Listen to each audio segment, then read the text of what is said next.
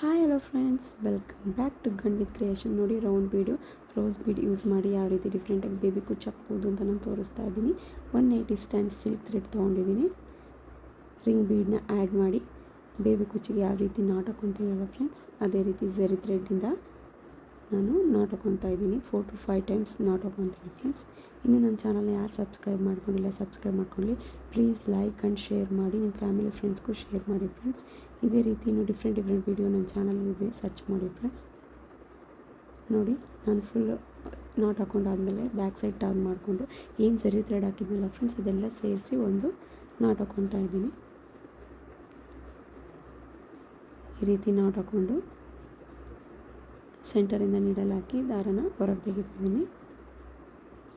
Next ಝರಿ ಥ್ರೆಡ್ನ cut ಮಾಡ್ಕೊಳ್ಳಿ friends.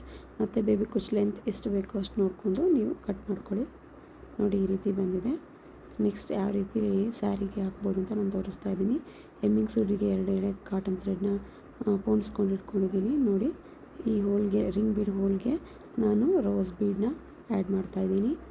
ಮತ್ತು ನೆಕ್ಸ್ಟ್ ಹೋಲ್ಗೆ ಮತ್ತು ಜಾಯಿಂಟ್ ಮಾಡ್ಕೊತಾ ಇದ್ದೀನಿ. ಈ ರೀತಿ ಜಾಯಿಂಟ್ ಮಾಡಿಕೊಂಡು ಬಟ್ಟೆಗೆ ಲಾಕ್ ಮಾಡ್ಕೊಳ್ಳಿ.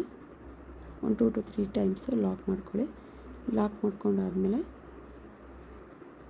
ನೆಕ್ಸ್ಟು ಇನ್ನೊಂದು ಸರಿ ಅದೇ ಹೋಲ್ಗೆ ಸೇರಿಸಿ ಮತ್ತು ಈ ಕಡೆ ಒಂದು ಸರಿ ನಾಟ್ ಹಾಕ್ಕೊಳ್ಳಿ ಫ್ರೆಂಡ್ಸ್. ಟೈಟಾಗಿ ನಾಟ್ ಹಾಕ್ಕೊಳ್ಳಿ. ನಿಮ್ಮ ಪ್ರೋತ್ಸಾಹ ಹೀಗೆ ಇರಲಿ ಫ್ರೆಂಡ್ಸ್. ಇನ್ನೂ ಈಗ ನಾನು ಹಾಕೋ ವೀಡಿಯೋಸ್ ಎಲ್ಲ ಹೇಗಿದೆ ಅಂತ ಪ್ಲೀಸ್ ಕಮೆಂಟ್ ಮೂಲಕ ತಿಳಿಸಿ ಫ್ರೆಂಡ್ಸ್, ನನಗೆ ತುಂಬ ಹೆಲ್ಪ್ ಆಗುತ್ತೆ. ಇನ್ನೂ ನೀವು ಇದೇ ರೀತಿ ನನ್ನ ಚಾನಲ್ನ ಸಪೋರ್ಟ್ ಮಾಡಿ. Thank you friends, bye.